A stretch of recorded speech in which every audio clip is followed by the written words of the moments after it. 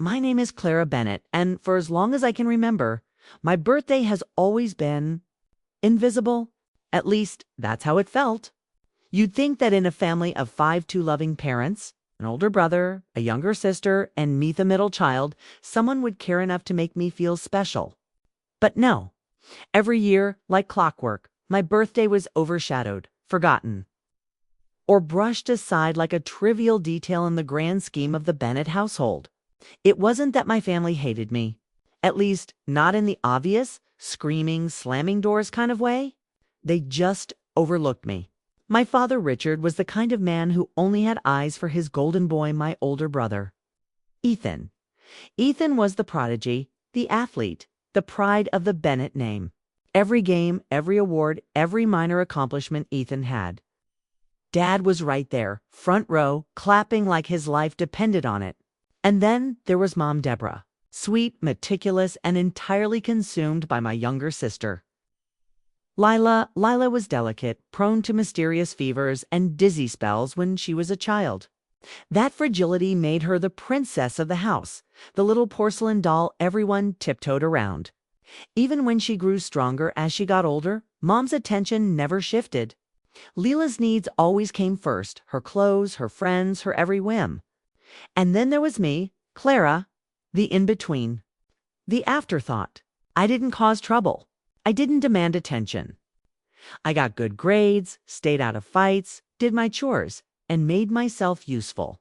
But in the Bennett household, usefulness didn't earn you love. It earned you silence. I remember one year, my 12th birthday to be exact. I had invited 2 of my classmates over, convinced that this year would be different, that Mom would bake me a cake, that Dad would at least say, "Happy birthday, kiddo." But when my friends arrived, the living room was empty. No balloons, no cake, nothing but the faint sound of Ethan and Dad cheering from the garage as they worked on his car. Mom was upstairs with Lila, fussing over her hair for some school dance. When I timidly asked if we could cut the cake, Mom blinked at me like I was speaking another language. "Oh, honey, I didn't have time today. Why don't you and your friends order a pizza? I'll give you some money." I smiled, nodded, and pretended it was fine. But that night, when my friends went home, I cried quietly in my room, staring at the untouched birthday card I had bought myself. That set the tone for the rest of my life. Now, I'm not telling you this to wallow in self-pity. I'm telling you this because by the time my 25th birthday rolled around, I was done. But let me not get ahead of myself. Before the storm, you need to understand the slow buildup, the years of being sidelined, the tiny humiliations that piled up like bricks until they formed a wall I could no longer climb over. By the time I was in college, birthdays had become something I dreaded. Not because I cared so much about gifts or parties, but because every year served as a painful reminder. My family just didn't see me. They remembered Ethan's promotions. They remembered Lila's milestones. They even remembered Dad's favorite football team's championship dates. But me, nothing. The last straw, the ember that turned into the firestorm, came the year before, my 24th birthday. That morning, I woke up to silence. No text, no card, no knock on my door. I thought maybe they were planning a surprise dinner later. I told myself not to be bitter, not to expect too much. But that evening, when I went downstairs, I found my entire family gathered in the dining room, laughing, eating, celebrating. My heart leaped for a second. They did remember, I thought. They just wanted to surprise me. But when I got closer, I realized they weren't celebrating me. They were celebrating Ethan's new job offer. "Clara, grab a plate," Dad said cheerfully, waving me over. "Your brother just landed the biggest opportunity of his career. Isn't that great?" I froze in the doorway.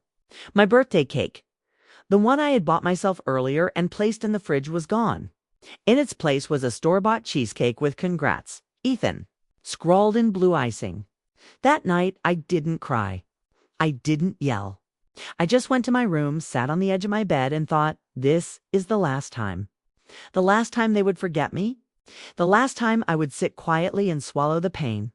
The last time I would let them erase me from my own life. Because this year, my 25th birthday, I wasn't going to forget. I wasn't going to forget what they had done to me all these years. And I certainly wasn't going to let them forget who I was. That's how it began. It's a plan. For months leading up to my birthday, I started paying attention, really paying attention to my family's weaknesses, to the cracks in their perfect little facades. Ethan, for all his success, had a habit of racking up credit card debt. Dad didn't know about it, of course. Mom thought Ethan was flawless. But I had seen the overdue bills stuffed into his briefcase when he wasn't looking. Lila, the little princess, wasn't so perfect either. She had a way of lording over her friends, pretending to be generous while stabbing them in the back. I overheard her one evening gossiping viciously about her so-called best friend, only to post a picture with her the next day captioned "Sisters Forever." Fake didn't even begin to cover it. And Mom and Dad, well, their marriage wasn't as picture perfect as they liked to pretend. Dad worked late more often than not, and Mom had grown resentful, though she masked it behind smiles and everything's fine. I began collecting these little truths like puzzle pieces. Not because I was nosy, but because I knew one day they would come in handy. By the time March rolled around, the idea had crystallized. This year, I wasn't going to wait for them to remember. I wasn't going to beg for scraps of attention. I was going to take control of the story. And when I was done, my family would never again forget my birthday, because they would never ever forget what I did to them on it. I woke up on the morning of my 25th birthday with a strange mix of dread and determination. Normally, by now, I would have trained myself not to expect anything. No cake, no card, no half-hearted happy birthday muttered as someone walked past me in the kitchen. But this year, I had done something different. I had invited my entire family to dinner. At first, I thought about keeping it low-key, maybe just booking a small table at a nice restaurant. But then I realized, why should I hide? Why should I shrink myself into some quiet corner of existence just because they couldn't bother to notice me? So I went all out. I reserved a private dining room at Amaretto's, one of the fancier restaurants in town. Crystal chandeliers, white tablecloths, the works. I sent the invitations out 2 weeks in advance, clear, impossible to misunderstand.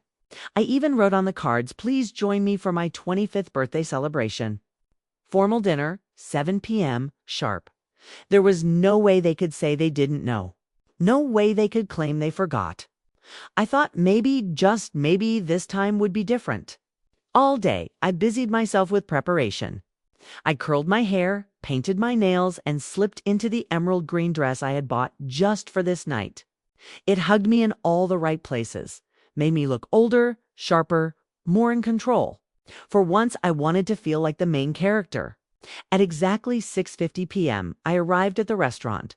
The staff ushered me into the private room, where the long table was set with gleaming silverware and tall glasses waiting to be filled. My stomach fluttered nervously as I sat at the head of the table. This is it, I thought. Tonight, they'll see me. Tonight, they'll have no choice but to remember. The minutes ticked by. 7:00 p.m., no one. 7:10 p.m., still nothing.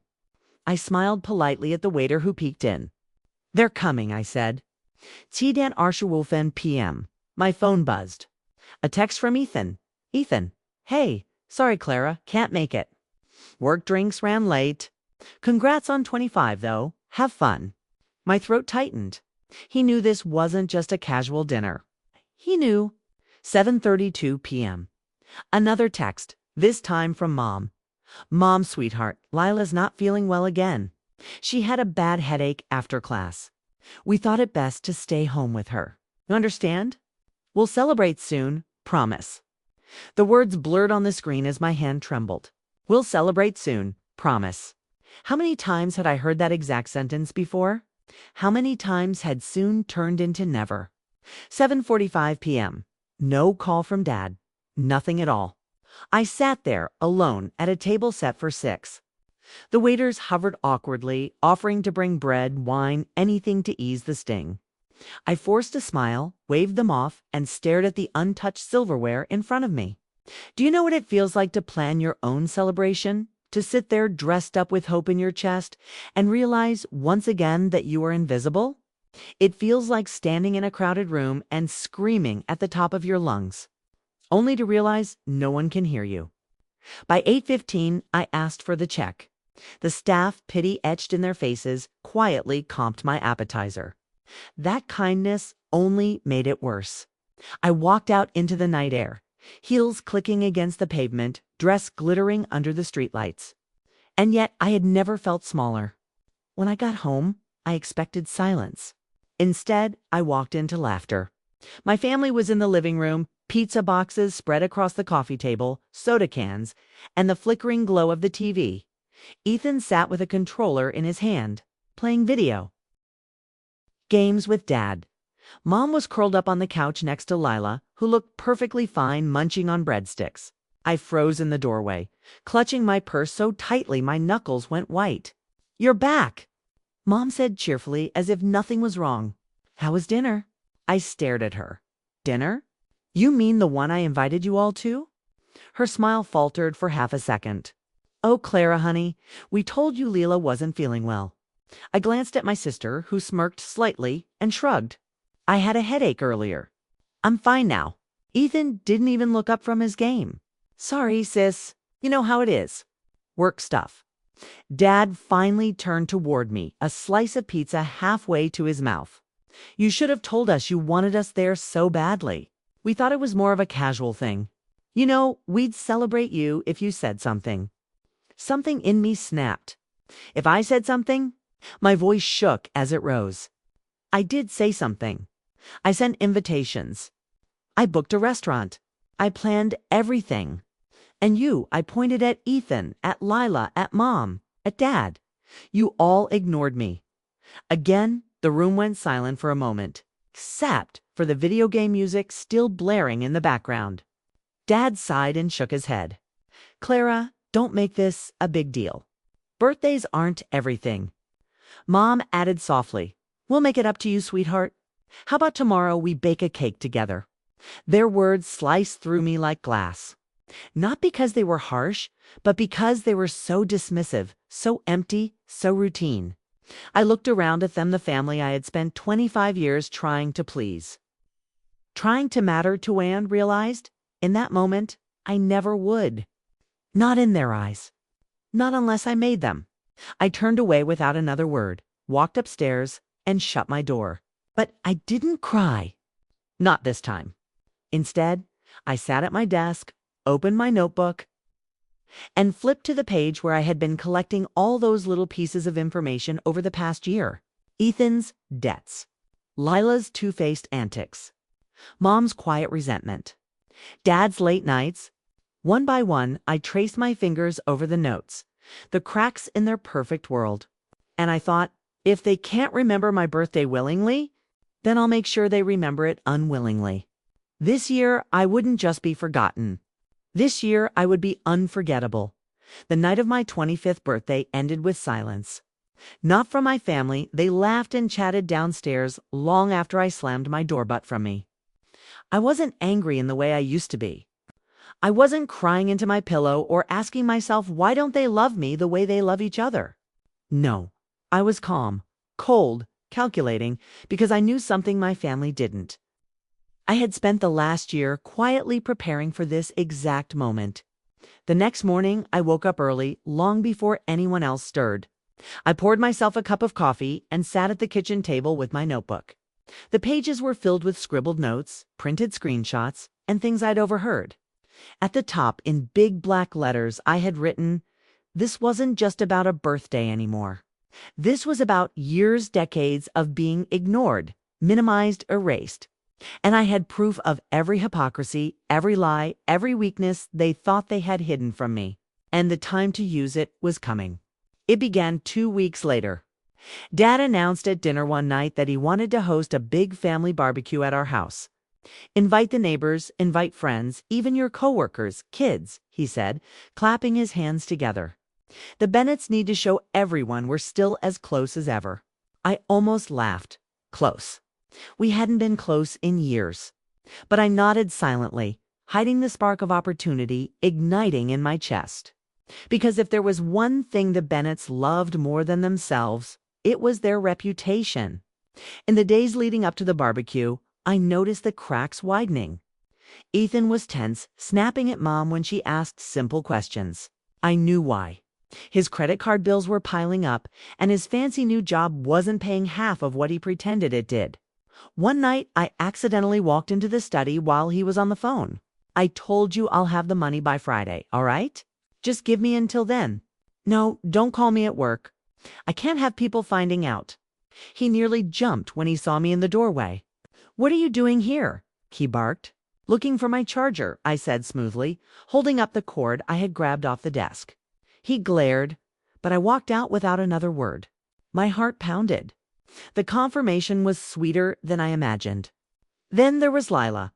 I overheard her one afternoon on the phone with her supposed best friend, Hannah. "Oh my God, Hannah, you should have seen the dress she wore. It looked like something out of a thrift store clearance bin. Honestly, I don't know how much longer I can keep hanging out with her. She's so embarrassing." I paused outside her door, listening as she laughed, cruel and sharp. Then, minutes later, she posted a selfie with Hannah on Instagram captioned, "Bestie for life, couldn't survive without you." The duplicity made my stomach churn. But I wrote it down. I always wrote it down. And Mom, sweet, fragile Mom. She tried so hard to keep up the illusion of harmony, but she was unraveling. One evening, while clearing the dinner plates, I found her sitting alone at the kitchen counter, her face buried in her hands. A half-empty glass of wine sat beside her. "Are you okay?" I asked softly, almost gently. She looked up, startled, her mascara smudged. "Claire, I'm fine, sweetheart. Just tired." But then her phone buzzed, and before she could snatch it up, I glimpsed the screen. A text from someone saved as M. "Last night was amazing. I can't wait to see you again." Mom's cheeks flushed crimson as she quickly shoved the phone into her pocket. I didn't say anything, but inside I was screaming. So Dad stays late at work and Mom keeps herself busy too. Perfect marriage indeed. Piece by piece, the puzzle formed. And the night of the barbecue, I knew it was time to flip it over and show everyone the ugly picture my family had been hiding. The backyard was buzzing with laughter, chatter, the smell of grilled burgers and barbecue chicken drifting through the air. Neighbors milled about with plates in their hands. Dad was in his element, laughing loudly with his coworkers. Mom flitted around, topping off drinks and pretending everything was perfect. Ethan leaned against the deck railing, bragging about his big job to a group of wide-eyed cousins. Lila posed for selfies with her friends, squealing and giggling as if her life were a glossy magazine spread. And me, I was invisible as always. No one asked me to help. No one asked how I was doing. I was the shadow moving quietly in the background. But not for long. Halfway through the evening, Dad clinked his glass, calling for attention. "Everyone," he boomed. "Let's raise a toast to family. To being strong, united, and always looking out for one another. The Bennetts are proof that love conquers all." The crowd clapped politely, raising their glasses. And that's when I stepped forward. "Actually," I said, my voice clear and steady, "I think there's more to the story." Dozens of eyes turned to me. My heart thundered, but I didn't falter. Since my family loves to celebrate everything but me, I thought it was only fair to give you all a glimpse of what life inside the Bennett house is really like. A ripple of confusion passed through the crowd. Mom's face went pale. Dad's jaw tightened. "Clara," he said warningly, "this isn't the time. No, Dad, this is exactly the time." I reached into my purse and pulled out my phone. With one tap, I cast the screen to the backyard's outdoor projector, the one Ethan had set up earlier to play videos during the party. And then, slide by slide, I showed them everything. First came screenshots of Ethan's overdue bills and threatening collection notices. Gasps erupted as his big job image crumbled before their eyes. Ethan lunged toward me, but I stepped back. "Careful, brother," I said coldly. "Wouldn't want everyone to see how far you're in, over your head."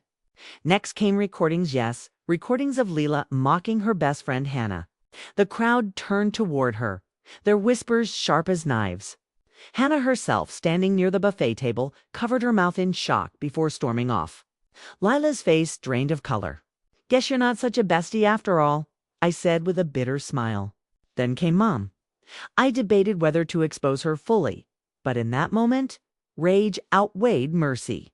The projector lit up with a screenshot of her text message from M. Gasps again.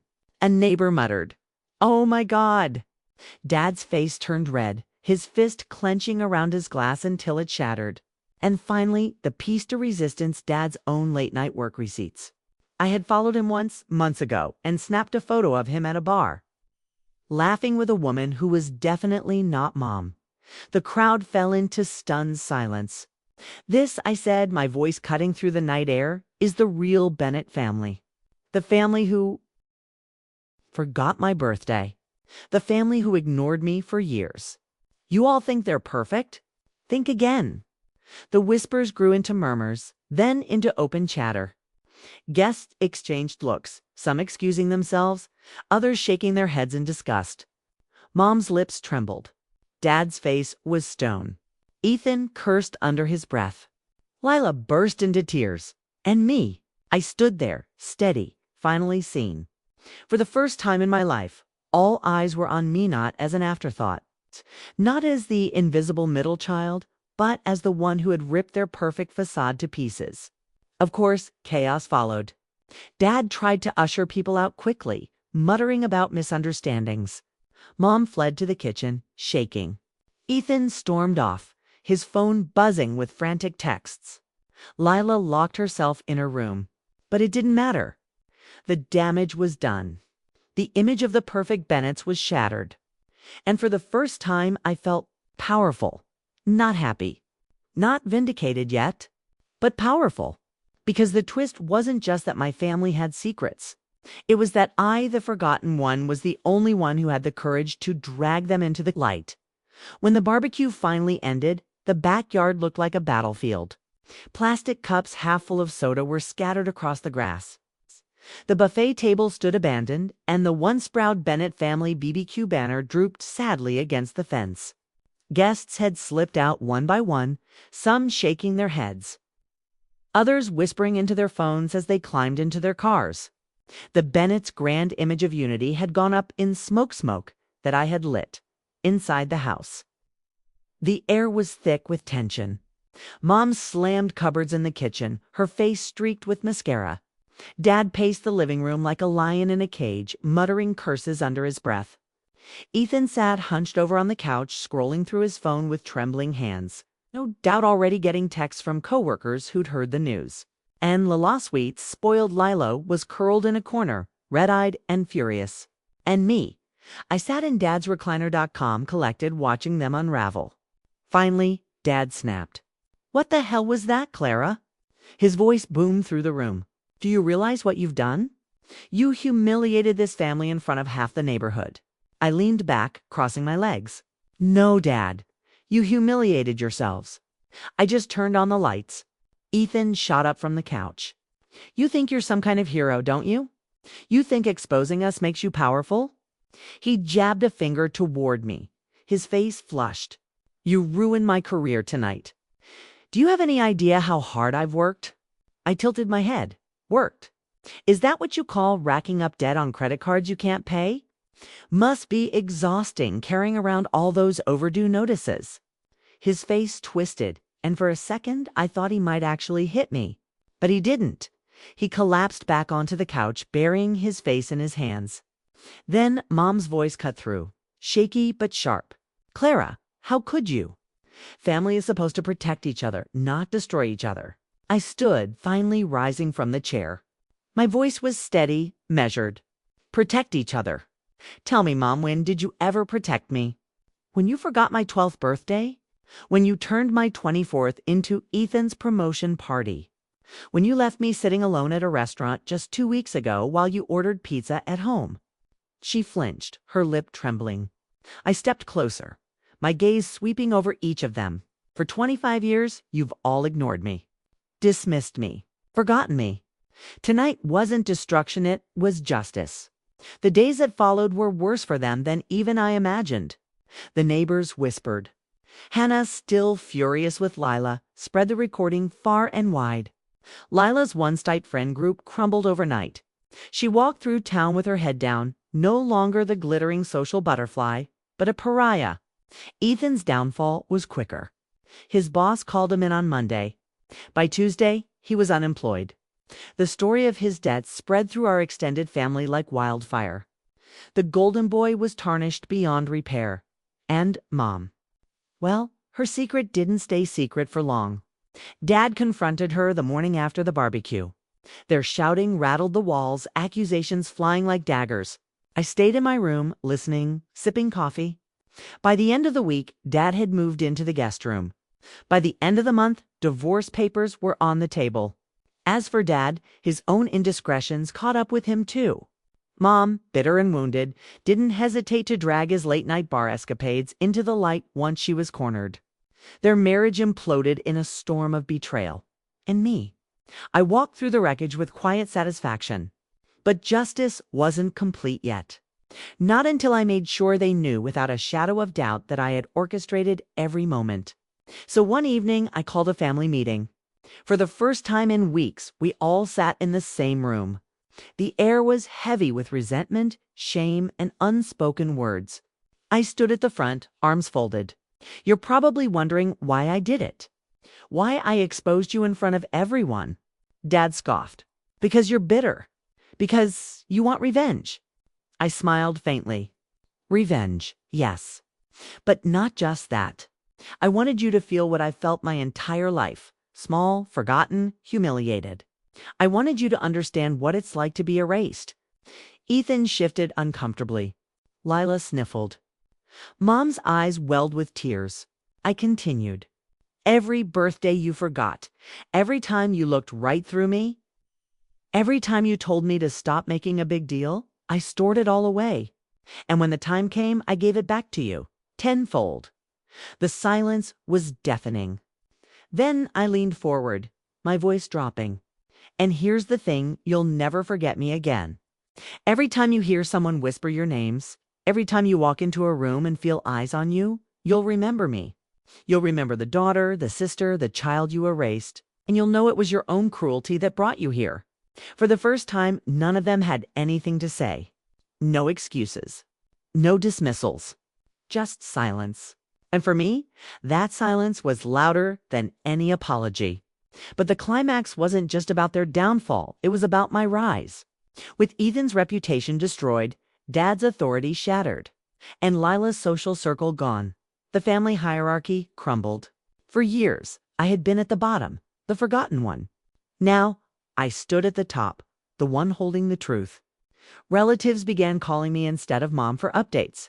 Neighbors looked at me with a strange mix of pity and respect. Even old friends who had once pitied my invisibility now reached out, saying, "You were so brave, Clara. I wish I had your courage." For once, I wasn't invisible. I was unforgettable.